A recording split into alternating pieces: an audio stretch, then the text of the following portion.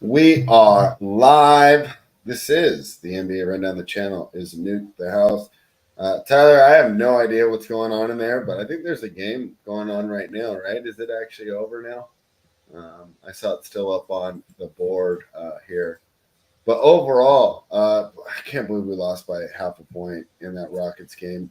We went 3-2 on the night. Did you have any thoughts from last? It looks like the Cavaliers are going to get the win. They're up by 11 with 2 minutes to go. Any thoughts on last night? And I didn't watch today's game at all, so I can't opine on it. Yeah, I mean, I caught the end of the Houston game. I was busy at work. I didn't get to watch much of it. I think I caught like the last 3 plays. Yeah. But so okay, well, let's just dive straight in today. No reason to cry over spilt milk. The Milwaukee Bucks are now -2, Tyler. Wow, how are the Bucks -2? Boy, it looks like we got a lot of people on this injury. No, they're all playing now, huh? So Al Horford's the only one out. On the other side, campaign's probable. Jay Crowder's still out here. So relatively healthy lineups here, Tyler. Arguably the best 2 teams in the East because it doesn't look like Joel Embiid's going to be playing for a while with the latest reports out of there. Obviously the regular season, the standings don't matter as much, but I would say this game matters for the mindset, especially for Milwaukee. I think a win here would be huge for a struggling team. How are you approaching this game, and are you surprised to see that Milwaukee is favored by 2 points? I mean, a little bit. But at the same time, Boston just played a home game. They went into overtime versus Milwaukee. They're going to sit Horford here. Porzingis is going to play. If this wasn't a back-to-back and they played overtime, I'd be on Boston. Boston with Porzingis in the lineup, it looks like a much different team than with him without in the lineup. But with these guys having to play the overtime game last night, I can't pull the trigger on Boston, but I couldn't pull the trigger on the Bucks either, so I'm staying away from it. All right, yeah, and I mean projections aren't going to help me as here. I have this as a 121-119 victory for the Milwaukee Bucks. So right on the spread and a little bit under on the total. And I could see an under here. However, the total's gone over in 9 of 11's Boston's last visits to Milwaukee. Milwaukee 15-3 in their last 18 home games. But Boston 5-1 against the spread in their last 6 against Milwaukee. Boston 5-0 against the spread in their last 5 games traveling to Milwaukee. I bet you Milwaukee's usually laying a lot more points though than they are tonight. However, if you just want to be a fan for this game, it should be a fun one. So I'm fine staying away there. The Portland Trailblazers are plus 12.5, Tyler. They're in Oklahoma City taking on the Thunder, a team that has been absolutely fantastic against the spread this year. That's right. The Oklahoma City Thunder are second overall at what? Against the spread, they're 24-11-1. The only team better is the Magic, who are 25-12, and the Sixers are right behind them at 23-13. The Thunder are also 14-5 against the spread at home. Some other trends in this game: Portland's 1-4 against the spread in their last 5 games, and Oklahoma City has won the last 5 times these teams have played. The total's gone under in 4 of Portland's last 5 trips to play the Thunder. Another one, Tyler. The spread is 12.5 here. I have them winning by 15. Thunder or pass? I'm not interested in the Blazers. What do you think?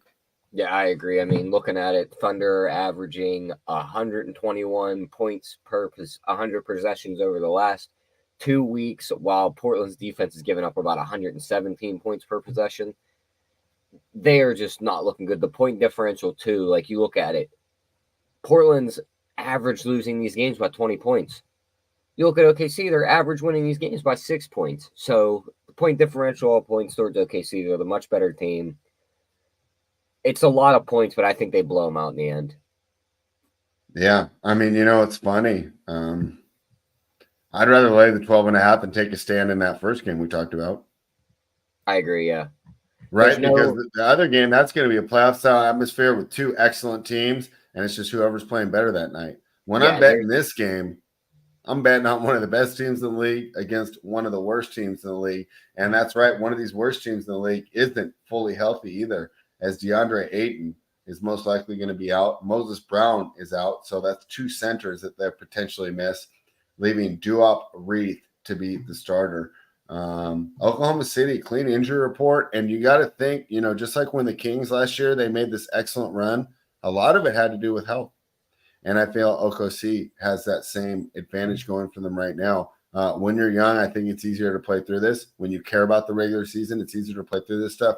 And I'm happy to see that that's what's going on in OKC. Robert says OKC hasn't looked as good lately, but they're not on the East Coast. Yeah, I think that happens a lot in the NBA. A team goes on a road trip and they don't play well, and we downgrade them. And the reality is these road trips are tough, and that's why I think people get frustrated in the NBA. You're not betting matchups like you're the NFL. You're not scouting tape like you are the NFL. You're scouting the schedule. You're scouting their Instagrams to see who went out the night before. So that's where it can be frustrating. So, Robert, I would say don't look too much into that poor road trip by the Thunder. To me, it's Thunder or pass. The total is 236, Tyler. I had this game projected at 231. I don't want to play an under here. However, I don't hate it because it kind of dials right into our OKC narrative where I don't think Portland gets there. So I like the under there. I also like the Portland team total under, and I think this is the easiest game on the board to cap. Yeah, I agree. Yeah, I mean, and that might be the only one we're getting there with. Let's talk about the New York Knicks that are minus 3.5 on the road in Dallas. Well, hold on. I got to check their injury report because that doesn't seem right. Oh, it's because Luka's out. Oh, it's because Derek Lively's most likely not going to play. Oh, Maxi Kleber's also out. That costs even more on their base rotation. And Grant Williams is a true 50-50 here. On the other side, Mitchell Robinson, the only player missing for the Knicks. And Tyler, did you see that they tried to get a disabled player exception for Mitchell Robinson, and it was denied because he might be here back at the end of the season? But it looks like it's going to be Hartenstein on the way out. But like I've said on this show before, I don't think the loss of I don't think Hartenstein to Robinson is the same downgrade that we originally expected. I think Isaiah Hartenstein's playing really well in this role. So, Tyler, the question is, can the New York Knicks win by a small margin? I won't even consider this winning by margin. Yeah, because Robert says, why aren't the Knicks favored by 10? I'll tell you why. Jaden Harvey, Kyrie Irving, Josh Green, Derek Jones, Dwight Powell, and they're at home. I don't know. What do you think, Tyler? I just think this is a game where you could get 30 or 40 from Kyrie and they can keep it close and cover it home.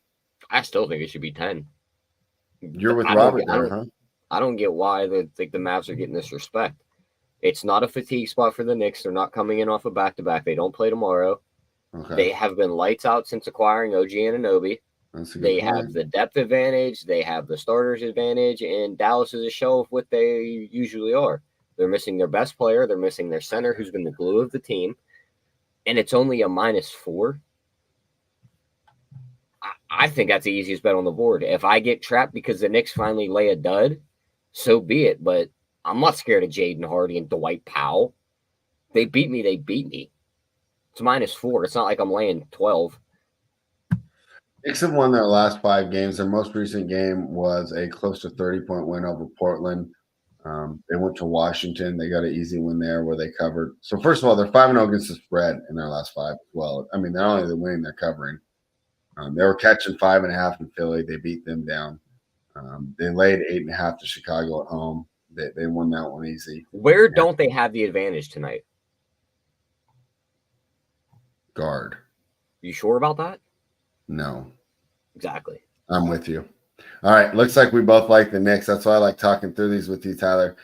Sometimes we go ahead and we find the edge. When I'm looking at how I projected this game, I did have it as a 7-point Knicks win, Tyler, right on the total of 233, although it's gone up since I've done it's 234 now. I think we got ourselves a play. I'm betting it right now. All right. So while I hit submit, let's see if I'm logged out or not. I bet some NFL, though, with you and Meg, so I should be. Yeah, and it comes up with a good point right here, and it's Brunson versus his old team in Dallas, so you know he wants to put on a show. Yeah, I don't buy into that stuff as much as you guys do, but it can't hurt our side. There's no way it hurts. It can only help. So, right, you're kind of free rolling with that And as your angle. he's basically matched up with the guy who not took his spot, but basically replaced him in Kyrie Irving. And at this point in their careers, I would rather have Jalen Brunson. I agree, yeah. Because we're factoring in health as well. Yeah, right? I mean, like if we're betting on who's going to have and the cap hit that comes with each player. Brunson's fairly expensive though, isn't he? Didn't he get a pretty big deal? His deal ended up being one of the ones where he got it. It looked bad at the moment, but now looking back on it, he's making like I think it's $21 million a year. Right? Yeah, you're right. And Kyrie's probably close to like 45. Yeah. I'd much rather have Brunson when you factor all those factors in. All right, Tyler, we found ourselves a play. We'll double back and see if we're going to bet that Oklahoma City. But hey, if that's our only play tonight, I'm pretty happy with it. Let's see if the Knicks can make it 6 in a row and 6 against the spread. Clyde says the Mavs defense is solid if Luka doesn't play. Unfortunately, Derek Lively might also be out as well. And he's been such a big factor on that improvement. Grant Williams could also miss too. Dallas Mavericks. Pardon? If Grant Williams misses too, I mean, their defense is out the window. Yeah.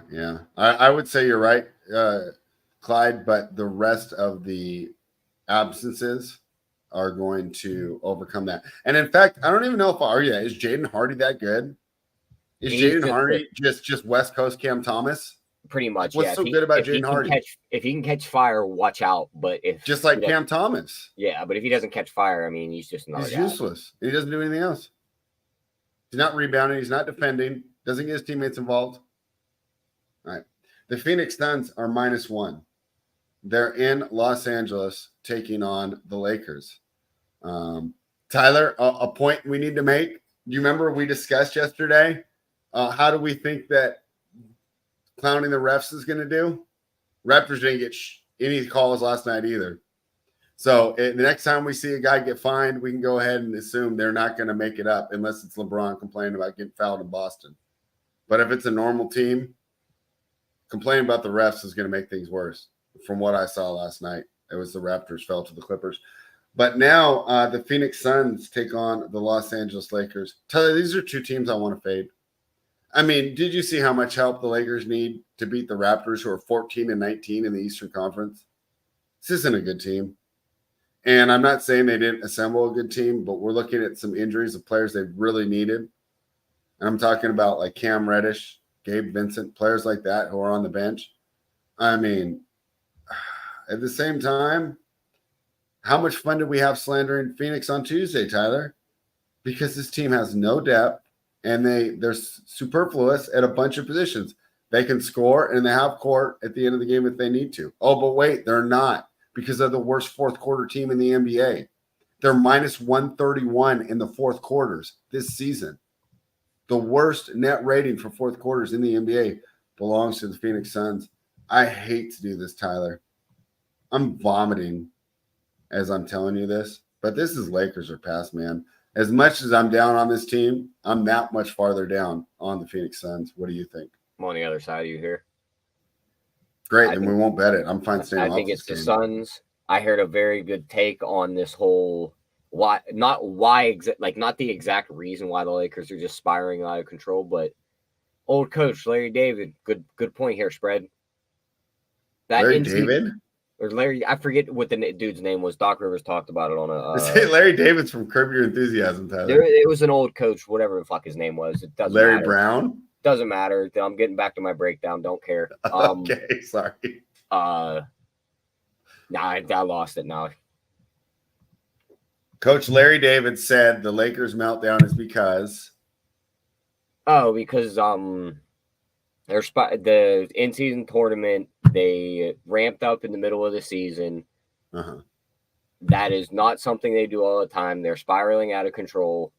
Now they're trying to rest back in after souping up for those games. It doesn't work like that. No team's ever had to do that. If I told you this Lakers team was struggling and AD and LeBron missed 4 games combined, you would tell me something's wrong, right? Something is wrong. Yeah. And that's what's wrong. That whole in-season tournament messed them up. They gunned for it, and I think they're going to pay for it in the end. They lucked out with the refs handing them that win against Toronto. Toronto gets the Who's ass to end stop of them from doing that again tonight? well, Toronto, let me finish my breakdown. Toronto gets the ass end of that where they get no whistles called because they complain about it. What do you think they're going to do to the other team that got the whistle the entire game, who's going to have all eyes on them tonight, and they're going to want to see if they get the whistle all game tonight? They're going to give them a little stricter of a whistle. They beat the Suns in the play-in or in the in-season tournament game, barely, and now this is a regular season game. I'm taking the Suns. And if the Suns lose this game, I think they lose it in the second half. I would just bet the Suns first half, Lakers second half of 5.5 to 1. Ooh, I like that. Tyler, let me talk about some of the points that you brought up. I agree with you on the in-season tournament to a certain extent. I think you're coming at it from a psychological perspective on the Lakers' psyche and how that affected them. I'm going to take a different approach. I'm going to say it caused the market to overvalue them because this is a Western Conference Finals team last year, right? One of the 4 best teams in the league last year. Then we see them do this, right? But let's go ahead and break down that schedule real quick. They barely beat the Suns at home, what we talked about in the first round. But I'd argue if the Suns had home court in that, they would have advanced. Then they beat a Pelicans team who to me is kind of overvalued because they got to beat up the Kings and the Kings can't play them at all. Okay, so congratulations, but it's not like beating the Celtics or the Bucks. And then they beat an Indiana Pacers team that seems to advance because they get great matchups. And they're a matchup-dependent team, and they're really – I mean, the Pacers are cool. It's a great story, right? They're not a championship contender. So – the Lakers won the NBA Cup. They're legit. Not really. I mean, that was like a very, very easy path. So I think they're a little bit overvalued for that as well. I'm just worried about this team. Tyler, if we're betting Phoenix, I think we only bet the first half. This team has been so bad in the fourth quarter. And Bradley Beal, he's not even good anymore. Now, maybe he'll get there. Maybe he'll make me eat my words. But he's not 100% back from that back injury. This is a rough lineup. Yeah, I mean, I don't know where to go from this with the breakdowns, but I think we broke the game down good enough. That's it. The final thought is, do we play the first half or do we not bet it at all? I think we just probably end up staying away from the game. Yeah, I mean, if you love the first half, I'll join you. I got to look more into some numbers and see how they fare in first halves. I know the Lakers aren't good, but I don't know if Phoenix is good either. I would think they are if they're point difference. I still want to look at the numbers before I pull that trigger on that bet. Yeah, let me see if I can pull that up real quick. I don't know if I have that just set up. Okay, so we seem to have like one play that we really like. Do we want to get there with the Thunder? We'll give the Pacers are not contenders. Give me a freaking break. We'll give the people the Knicks for now, and they can check the sheet for the rest of them. Closer to tip-off. Good. Any final thoughts on the National Basketball Association before we sign off? No, that's pretty much it for me. All right, and I'm looking up Suns ATS while we sign off. Guys, thank you for joining us. We'll be back tomorrow. We're going to do NBA at 3, and then we'll come back with some NFL at 4 p.m. Eastern. This is the channel if you want to nuke the house.